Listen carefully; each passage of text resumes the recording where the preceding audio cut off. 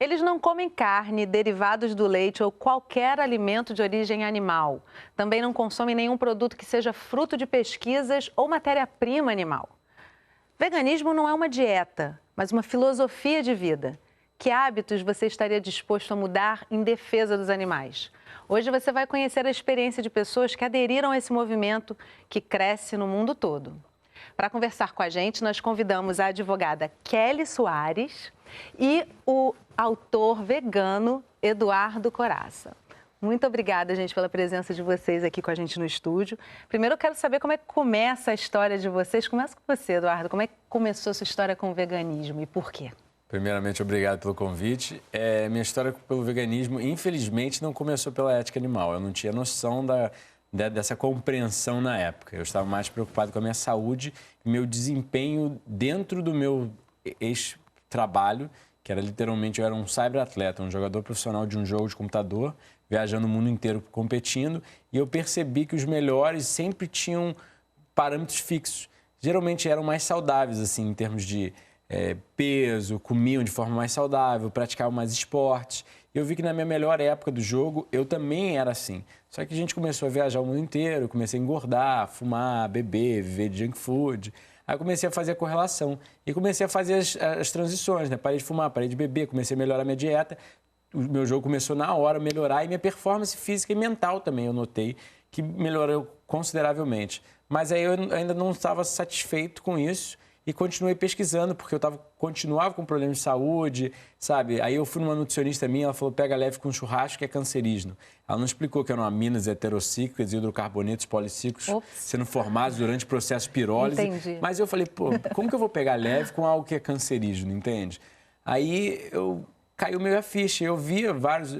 eu vi que eu não estava obtendo resultados. Aí eu continuei pesquisando na internet, na hora fui exposto ao conceito de veganismo e... Aí depois eu vou querer saber, foi radical então, de repente você cortou todos os derivados. Para falar a verdade, eu sou crudívoro vegano, para ser mais específico, né? Eu só como comida crua e vegetal há 9 anos. Opa. Aí logo depois de ser exposto ao conceito de veganismo, também achei o de crudivorismo e falei, faz tanto sentido, sabe, que seres humanos não foram feitos para comer produtos de origem animal, se fôssemos feitos, nós nasceríamos com características anatômicas, fisiológicas e bioquímicas de um carnívoro. Por isso que nós não somos classificados como carnívoros. Agora, deixa eu trazer aqui a Kelly para a nossa conversa também, até porque me parece, Kelly, aí você me confirma que na hora que você começa a pensar de uma outra maneira na alimentação, seja por um motivo de uma causa, ou seja por conta da saúde, como o Eduardo está colocando, todo o resto vem junto. Você, no caso, além de ser vegana, também trabalha com produtos veganos, né? Como é que você começou e como é que isso envolveu a tua vida? Desde muito jovem, eu sempre convivi com muitos animais, né? Domésticos, em casa, galinhas, enfim. E eu não entendi essa relação, porque eles tinham que morrer para a gente poder comer, né?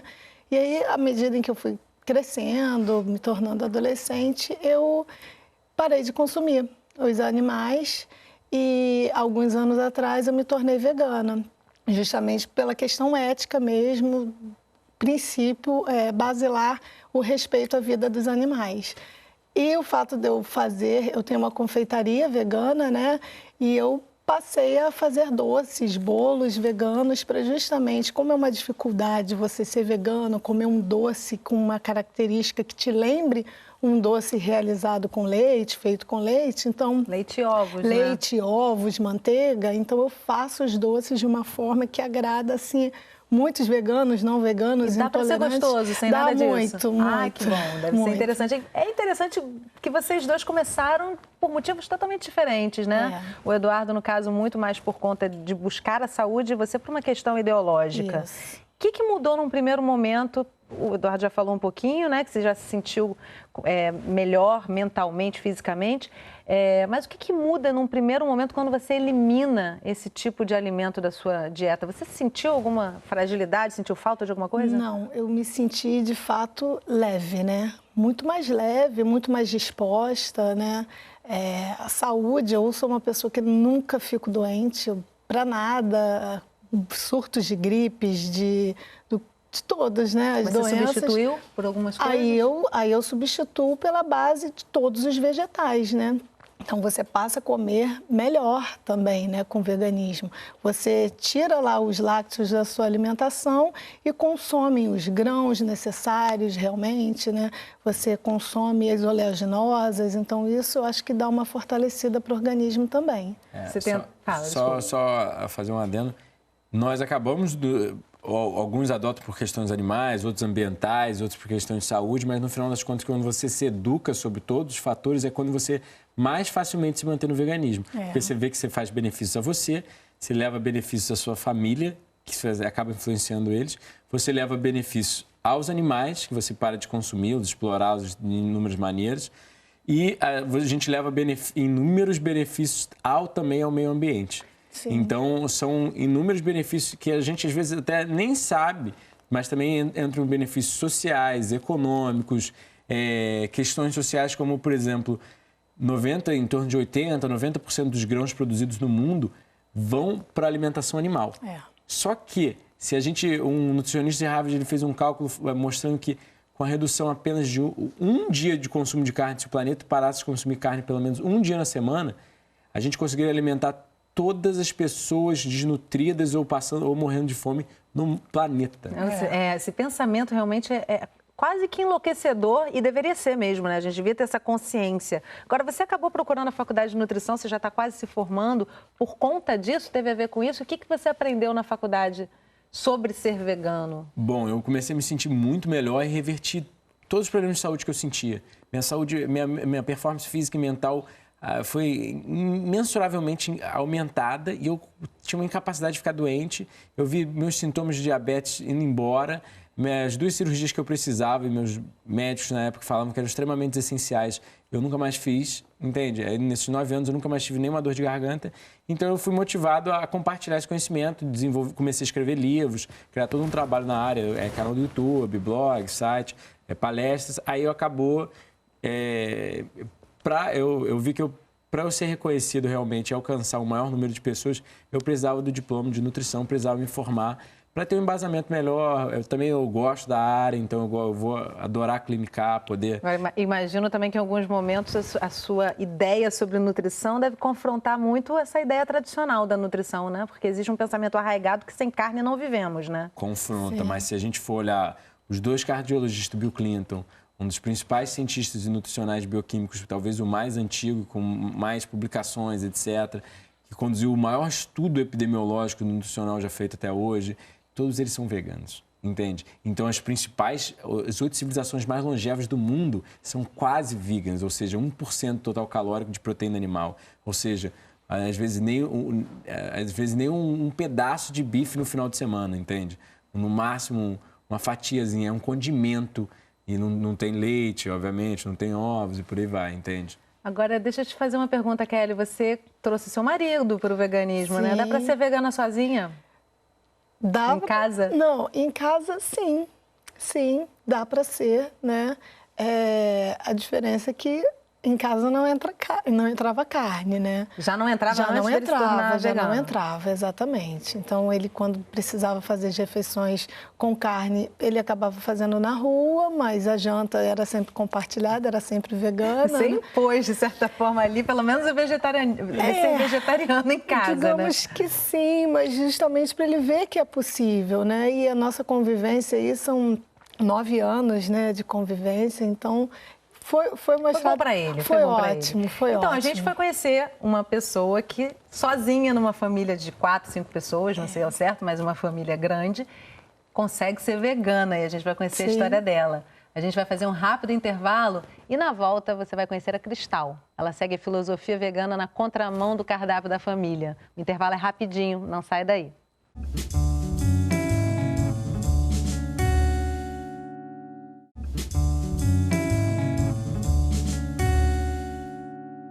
Estamos de volta conversando sobre veganismo. E agora você vai conhecer a Cristal, a única vegana da família.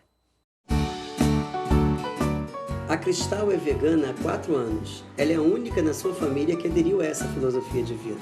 E a pedido da nossa produção, a Cristal veio aqui na feira comprar alguns alimentos que os veganos geralmente consomem. Verduras, frutas, legumes, feijão, cogumelo.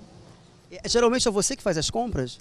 Não, meus pais fazem. Meu pai vai à feira todo sábado e às vezes eu vou com ele. Quando eu não vou, eu faço a minha lista.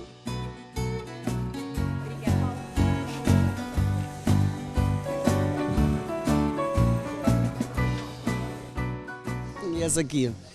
Por exemplo, esse eu passo longe.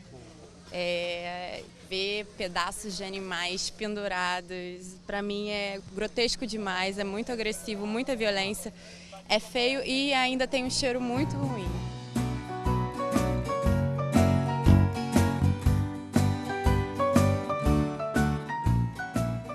Mas como é que teve esse start na vida?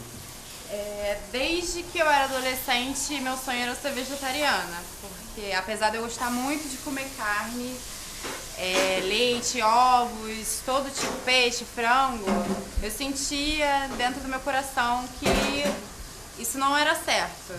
Eu pensava nos animais e quando eu pensava neles, na morte deles e qualquer coisa que eles tenham passado de sofrimento, confinamento, eu sentia que aquilo era errado. Então, eu já desde adolescente eu vim me programando para mentalmente um dia virar vegetariana. Como é que foi essa adaptação? Super tranquila pra mim, porque eu sempre me alimentei de tudo. Sempre comi frutas, verduras, legumes e carnes, mas foi só tirar a carne. E é você mesma que faz a tua comida diariamente? Não, quem faz mais é a Eliane ou a minha mãe. Mas às vezes quando eu tô com vontade de comer alguma coisa específica, eu faço. Ela tá fazendo um peixe, né? Você tá sentindo um cheiro de peixe. A sua família não é vegana, só você que é. Não, só eu sou vegana. Na família inteira, todos os meus tios, tias, primos, só eu sou vegana. E como é que é a relação de vocês, assim? No começo foi um pouco conflituosa. Quando eu expus os meus motivos de ter parado de comer carne, meus pais ficaram muito preocupados, achando que eu não ia conseguir ter uma alimentação saudável, mas com o tempo a gente foi se entendendo, eles foram me respeitando, eu fui respeitando eles e hoje em dia é tudo muito harmonioso. Dona Miri, como é que é conviver com uma filha vegana? No início foi bem complicado, né? Porque eu fiquei preocupada. Eu achei que ela ia ficar sem cabelo, com a unha fraca, cheia de celulite, todo mundo falava. Aí entrei em desespero, comecei a ver um monte de receitas, de coisa para substituir a carne. Grão de bico, aí comecei a fazer tudo ao mesmo tempo. Enchia ela de coisas para ela comer.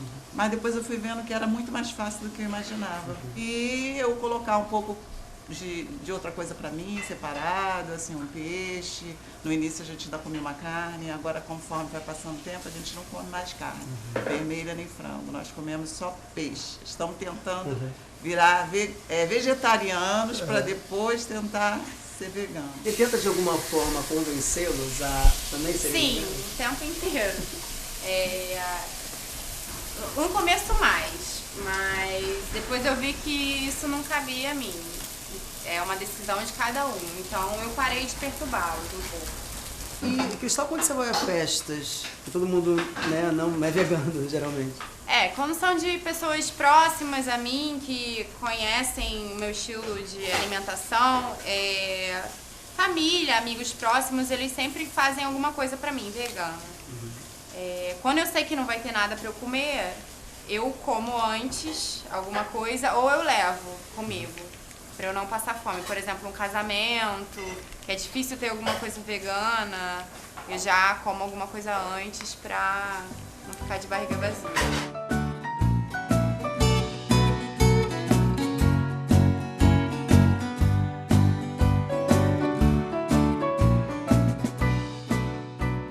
Ser vegano não se restringe só à alimentação, né? Não.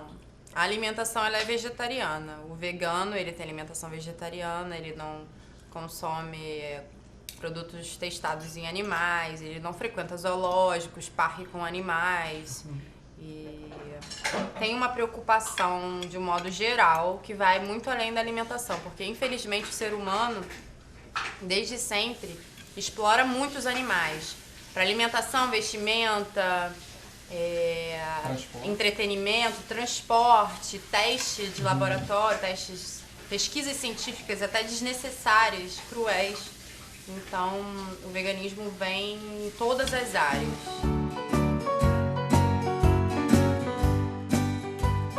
Todas as atitudes da sua vida você tem que pautar no amor e respeito aos animais. Então, você não vai consumir nenhuma roupa que tenha sido feita com couro, com lã, com seda, nada que venha do animal. Com os cosméticos não é diferente. A gente busca empresas que não testam em animais e não utilizem nenhum ingrediente de origem animal. Algumas empresas fazem questão de mostrar nos seus produtos que elas não testam. E tem um selo aqui, que é um coelhinho, que fala não testado em animais. Você acha que existe uma certa resistência das pessoas com veganismo? Assim, te olham às vezes? Sim, ainda tem. Tem melhorado a cada ano, mas muitas pessoas ainda acham que vegano é radical, que vegano é maluco, que não vai dar em nada, que a cadeia alimentar é assim mesmo, o mundo é assim há milênios.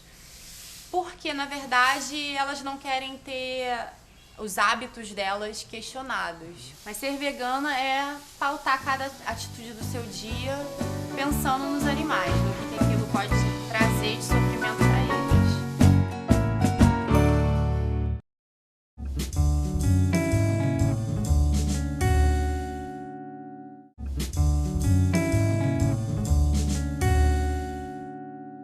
Estamos de volta e no programa de hoje a gente conversa sobre veganismo.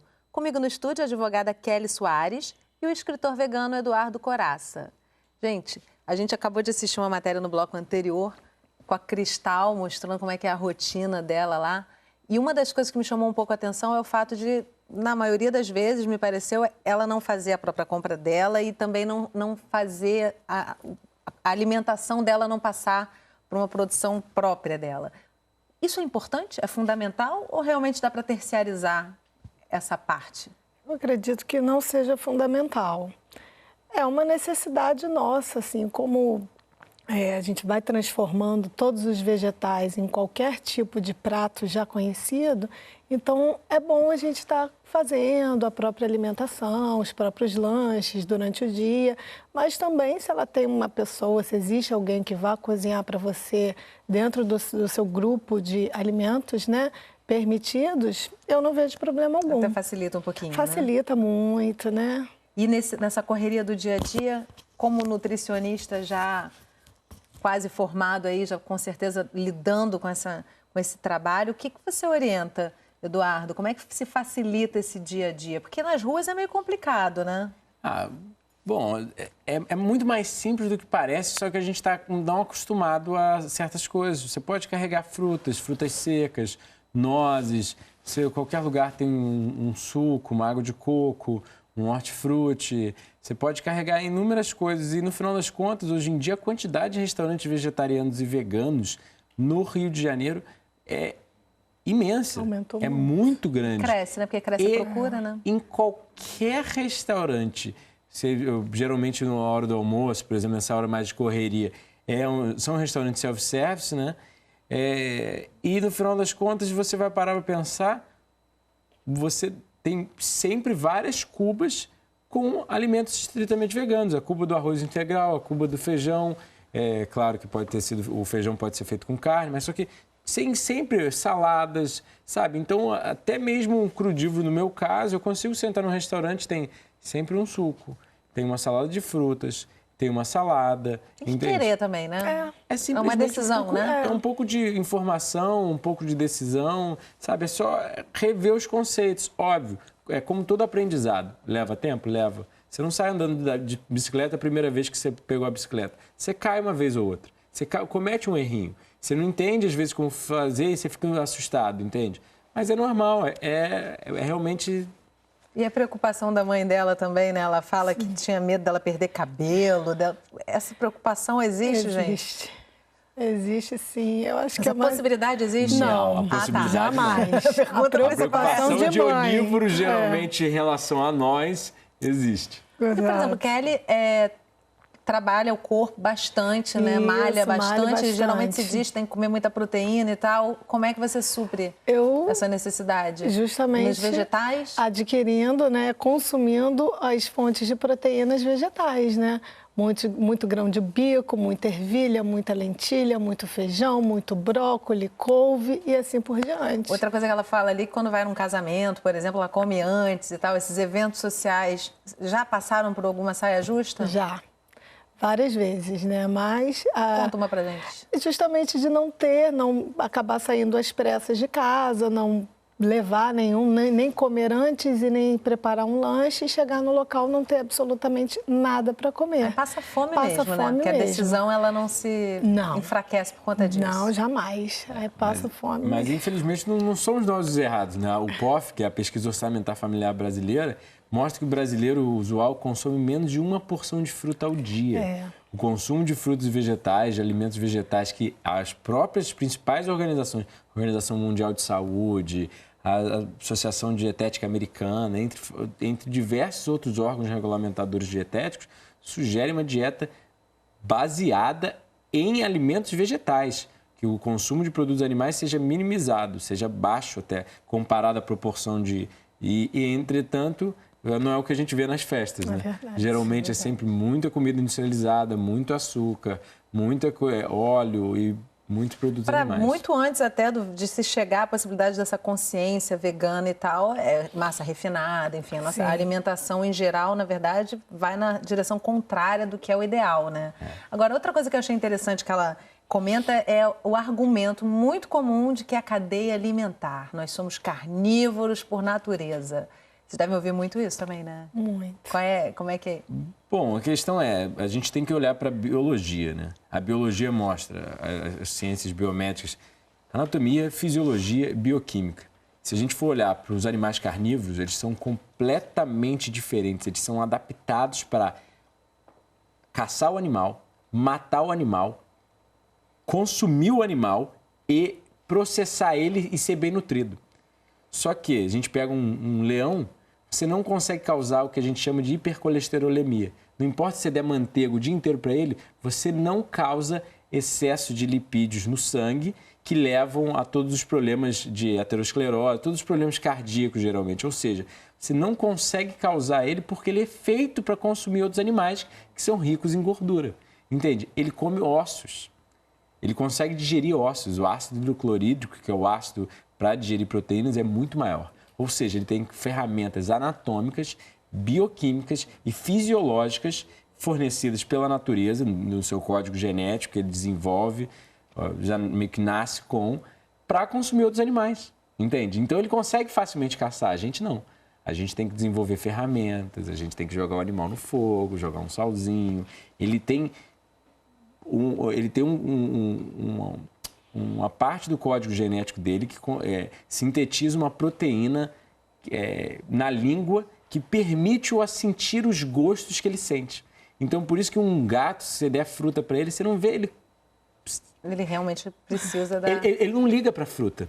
Por quê? Porque ele não consegue sentir o gosto doce, entende? Ele não tem o nosso código genético com uma outra proteína, TARS1, eu não me lembro exatamente os nomes delas, que são complexos, que levam a nossa capacidade nos primatas antropóides, da nossa espécie, biologicamente falando, de sentir o gosto doce. Então, por isso a gente sente o gosto de uma fruta, mas se der para o seu gatinho, ele não vai ligar. Mas se você botar carne para ele, ele vai adorar. E temos também o cérebro que nos ajuda a fazer substituições e não ter a necessidade de comprometer os animais, né? Sim. Ativista também, né? Para muito além da causa vegana, você vai e faz um movimento. Me fala um pouquinho rapidamente desse movimento. O movimento é pautado com base, né, no respeito, direito moral e ético sobre a vida dos animais, né? Que os seres humanos, nós não somos donos dos animais. Os animais têm que existir em harmonia com o nosso meio ambiente, né? Então, tudo que cause dor, que cause sofrimento, o porquê disso? Se nós temos direito à vida, eles têm direito à vida também, porque são como nós, né? A supremacia é essa, né? Exatamente. Então, muito bom. Acho que é interessante parar para pensar. Exatamente, é refletir. Então, né? a gente está chegando no finalzinho do programa, acho que fica essa reflexão. Eu vou pedir, lógico, para o Eduardo dar uma receitinha prática para a gente, para quem quer começar a pensar. Eu fiquei tentada, estou aqui pensando sobre tudo isso. Uma pessoa que quer começar a ir para esse caminho do veganismo, uma receitinha bem facinha. Bem fácil, você pode substituir aquela vitamina usual com leite com água de coco, bananas e canela, e às vezes um pouco de gelo ou uma banana mais congelada, ou uma banana congelada no liquidificador bate. 5 bananas, água de um coco ou até mesmo água normal, mas vai deixar um pouco menos doce e um pouco menos nutritiva, e canela ou até mesmo cacau em pó. Fica delicioso. Não é difícil, dá para fazer, né? Gente, muito obrigada. Viu? Ótima dica, Eduardo. Obrigada também pela sua participação aqui com a gente, Kelly. Foi um prazer receber vocês. Igualmente. E você, o que faz para uma causa nobre? Compartilha com a gente, é só entrar em contato pela nossa página, ligar gratuitamente ou enviar um e-mail. E obrigada por acompanhar a gente aqui pelo Canal Saúde, pela internet ou por um dos nossos canais parceiros. Não vai faltar a nossa próxima Conversa em Família. Tchau!